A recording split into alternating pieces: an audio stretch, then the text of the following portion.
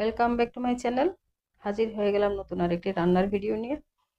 যারা আমার ভিডিওটি দেখছেন আমার চ্যানেলটিকে সাবস্ক্রাইব করে দিবেন। যারা এর মধ্যে আমার চ্যানেলটি সাবস্ক্রাইব করেছেন আপনাদের সকলকে অসংখ্য ধন্যবাদ। যদি ফেসবুক পেজ থেকে দেখে থাকেন তাহলে আমার পেজটিকে ফলো করে দিবেন।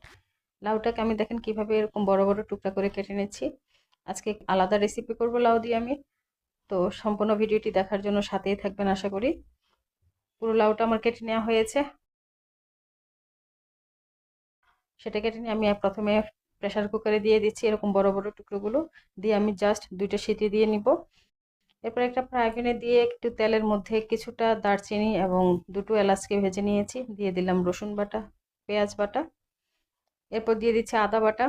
সবগুলোকে আমি খুব ভালো মতো ভেজে নিচ্ছি। পেঁয়াজ রসুনটা ভাজার পরে একটু পানি দিয়ে শুকনো মশলাগুলো দিয়ে দিচ্ছি একে একে। হলুদের গুঁড়ো, মরিচের গুঁড়ো দিলাম, সামান্য জিরের গুঁড়ো, লবণ। এটাকে খুব ভালো মতো কষিয়ে নিচ্ছি। এখন লাউ রান্না করছি, এখানে আমি লাল মরিচের গুঁড়ো ব্যবহার করছি, জিরা ব্যবহার করছি। সবাই ভাবছেন যে কি রান্না হচ্ছে এটা।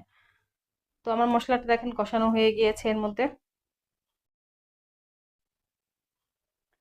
এখন আমি আগে থেকেই মুরগির হাড়গোড়গুলোকে কেটে নিয়েছিলাম। এর মধ্যে পা আছে, বিভিন্ন পাখা আছে, মুরগির মাথা আছে, কয়েক টুকরা মুরগির মাংসও আছে। মুরগির এই হাড়গোড় মাংসের সবগুলোকে এর মধ্যে ভালো মতো দিয়ে এটাকে এখন আমি কষাই নেব এই মশলাগুলোর সাথে। মুরগির মাংস বা মুরগির এইসব অংশ দিয়ে রান্না করব, সেজন্য এটাকে খুব ভালো মতো কষাই নিতে হবে।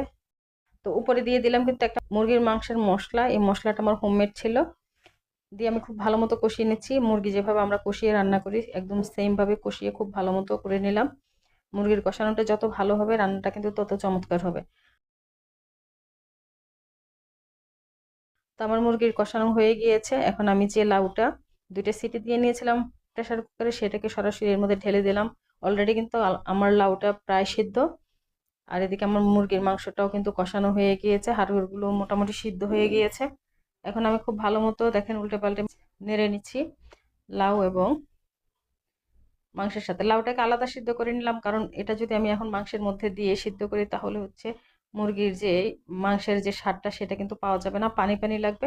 সেজন্য আলাদাভাবে সিদ্ধ করে নিয়েছি লাউকে। তো ঢেলে দিয়ে আমি পুরো ভালো মতো মিশিয়ে নিয়েছি দেখেন একদম। এখন আমি হচ্ছে এটাকে ঢেকে আবার 3 থেকে 4 মিনিটের মতো রান্না করব।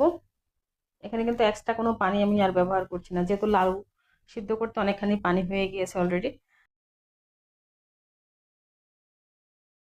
তারপর ঢেকে দিচ্ছি। ঢেকে আমি এখন 3-4 মিনিট রান্না করছি। 3-4 মিনিটে তেমন পরিবর্তন হয়নি, কিন্তু আমার রান্নাটা কমপ্লিট হয়ে গেছে। যদি ভালো লেগে থাকে অবশ্যই লাইক কমেন্ট শেয়ার করে পাশে থাকবে।